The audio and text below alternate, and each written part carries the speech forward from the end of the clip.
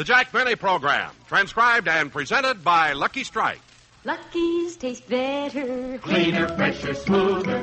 Lucky's taste better. Cleaner, fresher, smoother. For Lucky Strike means fine tobacco, richer tasting, fine tobacco. Lucky's taste better. Cleaner, fresher, smoother. Lucky Strike, Lucky Strike. This is Don Wilson. Friends, you may remember that last year a survey was made in leading colleges from coast to coast. This was a survey of smokers, and it showed that Lucky's were the favorite cigarette in those colleges. Yes, Lucky's were number one. This year, another nationwide survey was made, a representative survey of all students in regular colleges coast to coast. Based on thousands of actual student interviews, this survey shows that Lucky's lead again. Lead over all other brands, regular or king size, and by a wide margin. These students were asked why they smoked Lucky's. The number one reason given, this year just as last, was Lucky's better taste. After all, smoking enjoyment is all a matter of taste. And the fact of the matter is, Lucky's taste better. They taste better because they're made of fine, naturally mild, good-tasting tobacco. And because they're made better. That's why we're asking you to be happy, go Lucky. Get yourself a carton of Lucky's the first chance you have. Be happy, go Lucky, get better taste today.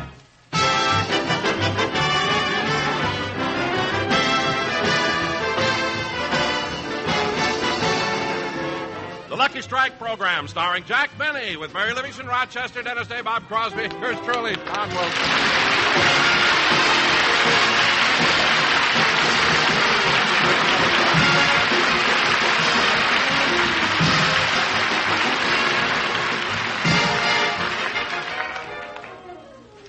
And now, ladies and gentlemen, let's go out to Jack Benny's house in Beverly Hills. Now, the reason I'm keeping my voice down is because it's 4 o'clock in the morning, and I don't want to disturb our little star, who at the moment is sound asleep.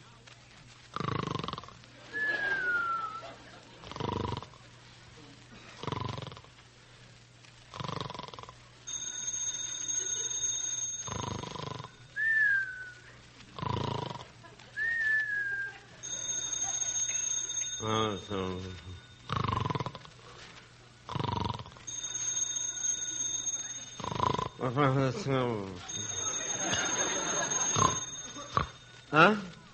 What was that? What was that? The phone. That's a phone. Who would be calling me in the middle of the night? It must be an emergency. It's 4 o'clock in the morning. Maybe somebody's sick, Dennis or Mary. I better answer it. Where are my slippers? Oh, there they are. Coming, coming. Gee, I hope they don't hang up.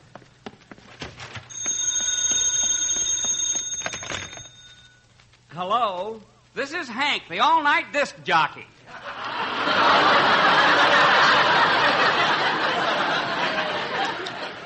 If you tied spaghetti end to end, how many pounds would it take to go around the world?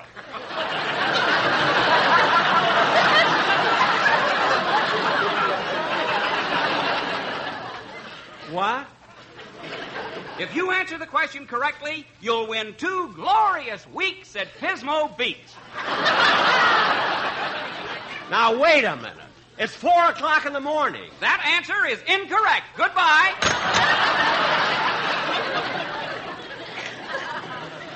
How do you like that? He hung up on me. Well, he's not going to get away with that. Operator. Number, please. Operator, would you please get me Hank, the disc jockey? At 4 o'clock in the morning? Are you crazy? What? If I were you, buddy, I'd crawl out of that phone booth, get a cup of black coffee, and go home. Go home? If you don't, you'll hate yourself in the morning. Oh, yeah? Well, you're just a smart aleck. Let me talk to the head telephone operator. I'm sorry, but the head telephone operator is busy. Then let me talk to the supervisor. The supervisor isn't in. Would you like to talk to Alexander Graham Bell? Look, I only want... Oh, never mind. Gosh, I'm so mad now I'll never get back to sleep. Imagine being wakened by a silly disc jockey at 4 o'clock in the morning. Sorry I answered it. Should have let it ring and ring it. Hey, wait a minute. Why didn't Rochester answer the phone? He couldn't have been that sound asleep. I'm going to find out. Rochester, why didn't you he's not here. His bed hasn't been slept in. 25 after 4, and he's not home yet. Well, I'm going back to bed. In the morning, I'm going to tell him a thing or... Uh-oh. There's the front door. Just as I thought. It's Rochester. Look at him sneaking into the house. He's taken off his shoes. Now he's tiptoeing across the living room. Well, I'd like to see him get out of this. Oh, Rochester! Yes, boy! What are you doing up on your toes? I'm dancing the minuet!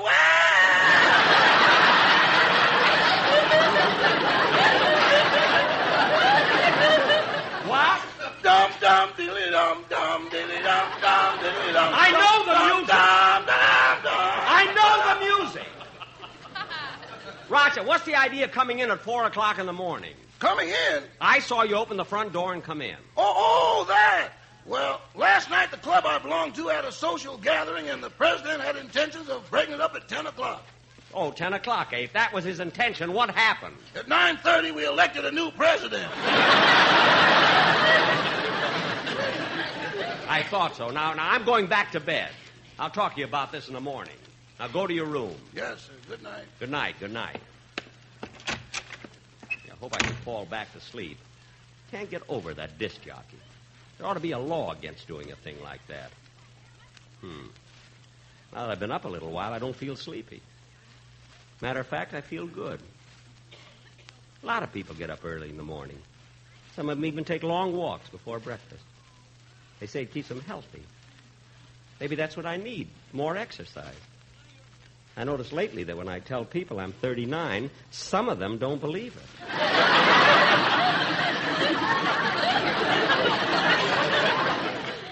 That's what I'm going to do. I'm going to get dressed and take a nice long walk.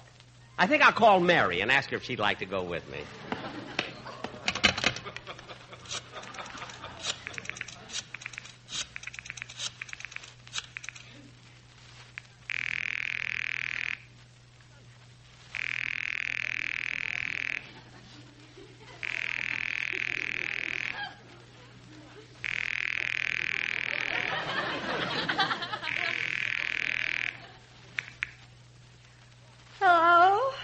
Hello, Mary.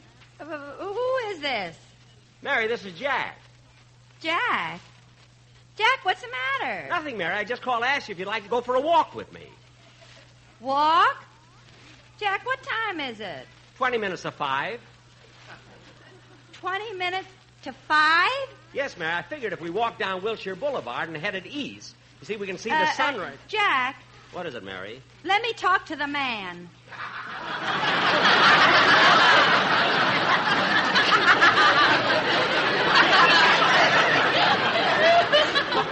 What man? The man in the white coat. There must be one of them with you. Mary, I'm not crazy. Well, you must be something. Calling me up to go for a walk at 5 o'clock in the morning.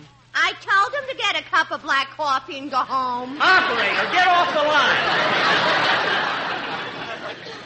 This is none of your business. Now, Mary, if you'll get dressed, I'll be right over and... How do you like that? She hung up. Oh, well. I don't care what Mary thinks. I made up my mind to go out for a walk, and that's what I'm going to do.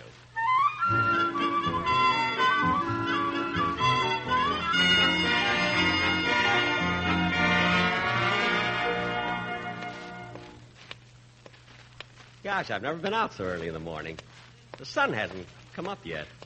The air is so nice and brisk. Here comes the street cleaner. Good morning, mister. Good morning, Mac.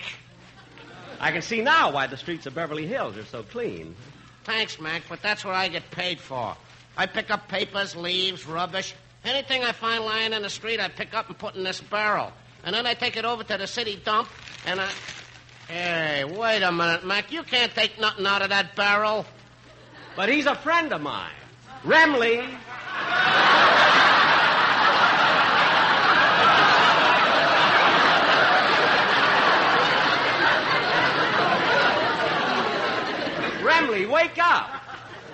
Hey, you really know him? Certainly, that's Frank Remley. He leads the orchestra at the Cinegrill. Yeah, that's where I found him laying in front of. Well, did you have a lot of trouble getting him into the barrel? Oh, I didn't put him in a barrel. You see, we street cleaners all go by numbers. Uh-huh. The number on my barrel is 102, and when he saw that, he dived right in.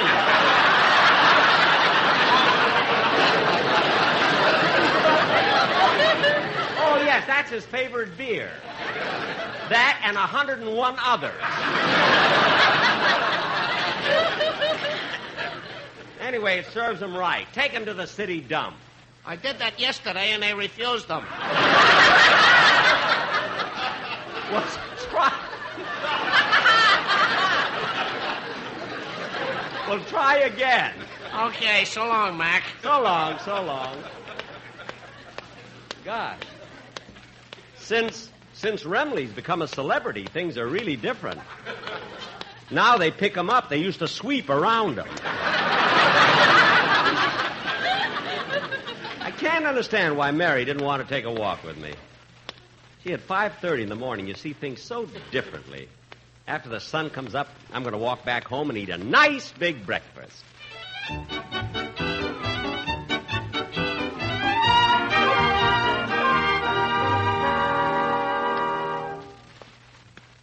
Gosh, I just can't get over it. Me, Jack Benny, walking the streets at this hour of the morning. Things sure look different. And quiet, too. Just a few people here and there on their way to work. I bet this fellow walking behind me would be surprised to find out that he was walking on the same side of the street with a star of stage, screen, radio, and television. I beg your pardon, but may I have your autograph? Oh, you recognize me. No, I heard you talking to yourself. Gosh, this is embarrassing. You must have thought I was egotistical. I thought you were nuts. Look, mister, do you or don't you want Oh, my... I'm sorry, mister. I gotta catch a bus. Excuse me. What a smart aleck. I hope he misses it. Oh, well.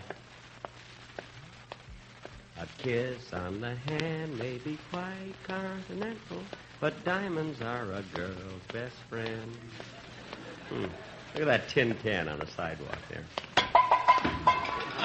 A kiss may be grand, but it won't pay the rental on your humble flat or help you at the automat. Whoops! It went out in the street. Yeah, I remember when I was a kid, I used to kick a rock all the way to school. They didn't have tin cans in those days.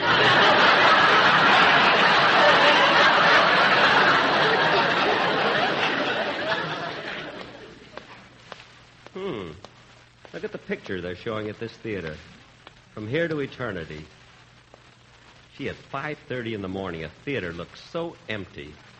There isn't even a girl in the box office selling tickets. I've never seen a theater so empty. Yes, I have, but I don't want to think about it.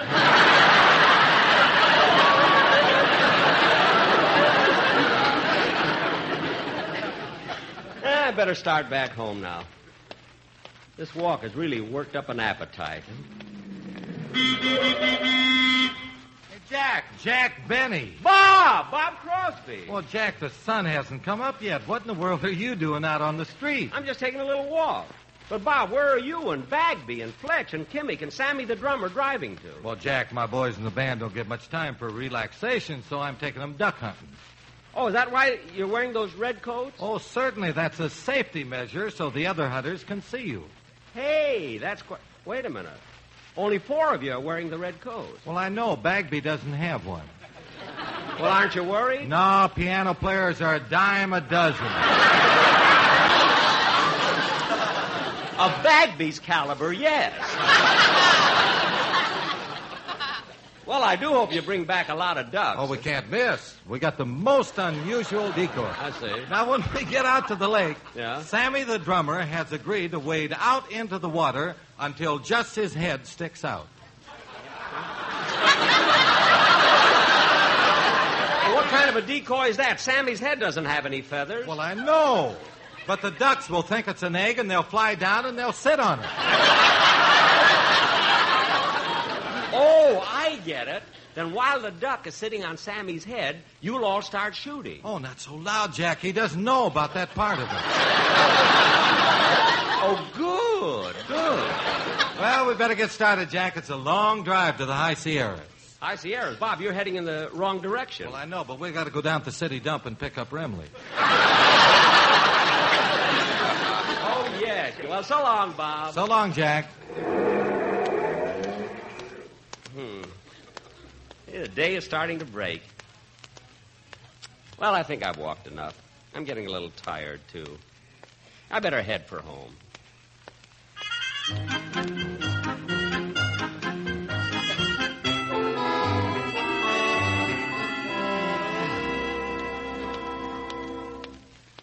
Well, here I am back home. That sure was a long walk. I think I'll go right in and go to bed. Oh, darn it, I forgot my key. Gosh, my legs are so tired I can hardly stand up. Don, what are you doing here? Well, I brought the Sportsman Quartet over so you could hear the commercial. This early in the morning? Early in the morning? Why, it's 9:45. Oh, my goodness, I really took a long walk. Boss, would you like some breakfast? I just made some dollar-sized pancakes. No, I'm too tired to eat. Put them back in the safe. I mean, refrigerator. Look, Jack, how come you took such a long walk so early in the morning? Oh, some silly guy who calls himself Hank, the disc jockey, called me at 4 o'clock this morning. Oh, kidding, Jack. Did he ask you if you tied spaghetti end to end, how many pounds it would take to go around the world? Yes, Don. How did you know? I won $10 for sending in the question. You? Don Wilson, you? Oh, Jack, the sportsman in a hurry. How about listening to the commercial? Don, I'm too tired. I can hardly keep my eyes open. Well, this won't take long. I'll hit it, fellas. You better wake up, you sleepyhead. Get up, get out of bed. Cheer up, son, it's time that you were rising. When the red robin comes bobbing along, there'll be no more sobbing when he starts throbbing his old sweet song. Wake up, you sleepyhead. Get up, get out of bed. Cheer up, the sun is red. Live, love, laugh and be happy. What if I've been blue? Now I'm walking through fields of flowers. Rain may glisten, but still I listen for hours and hours. I'm just a kid again, doing what I did again, singing a song. When the red robin comes bobbing along. And now how about a commercial? You mean? We gotta have a commercial. We didn't have one at rehearsal. Makes no difference, we gotta have it now. Well, now, let me think. Let me see. There is nothing like puffing along. That's good. You stride. It's fine. It's the best smoke yet. It's the cigarette you are sure to light. Light up, and you'll agree. LS dash empathy cleaner, fresher and much smoother too. So be happy-go-lucky if you tear 'em, and then if you compare 'em, you'll say they're really better. You'll be starting in right. We'll buy a carton tonight. They're okay. Let's light a lucky strike. Luckies have a taste you like. Let's light one now. Don't you know there's nothing quite like puffin'? Let's light a lucky right now.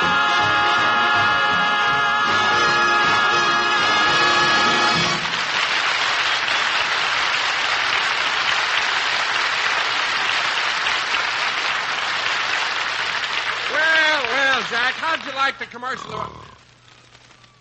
Jack, how do you like that? He fell asleep and didn't even hear it. Come on, fellas, let's go. Mr. Benny, shall I? Look at him lying there on the couch, fast asleep. There's nothing in the room to cover him up with. Gotta want him to catch cold. Maybe I better take it off his head and put it on his chest.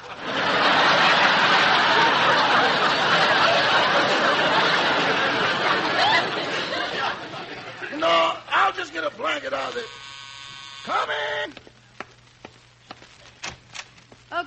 Rochester? Oh, good morning, Miss Livingston. Come on in. Rochester, did you know that at 20 minutes to 5 this morning, Mr. Benny called me and asked me to go out for a walk? He did? Who does he think he is, Bernard McFadden? He will be in about 4 more years. Where's Mr. Benny now? He's asleep on the couch in the living room. Well, I'm going in there and wake him up. Come on.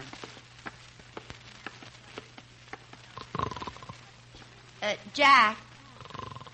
Jack, wake up. Miss Livingston, why don't you pat his cheek? Yeah. Oh, Jack. Jack. What is it, Marilyn?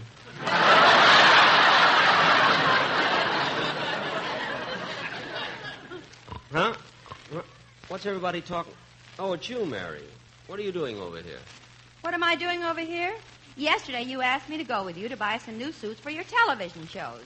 So come on, let's go. But, Mary, I'm too tired. Well, it's your own fault. Imagine getting up at 4 o'clock in the morning to take a walk. Well, don't blame me. Blame Hank, the all-night disc jockey. Jack, I don't know what you're talking about. All I know is you made a date with me to go buy some new clothes. So put on your hat and come on. Look, Mary, I'm too tired. Anyway, my car isn't running. All right, we can take the bus right down to Hollywood. The bus? Oh, all right.